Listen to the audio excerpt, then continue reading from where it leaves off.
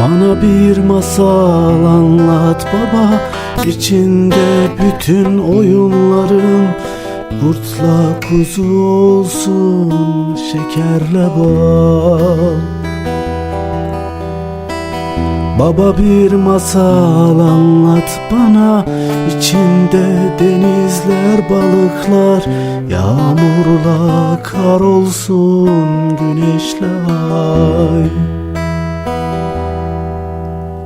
Anlatırken tut elimi, uykuya dalıp gitsen bile bırakıp gitme sakın beni. Bana bir masal anlat baba, içinde tüm sevdiklerim, içinde İstanbul olsun.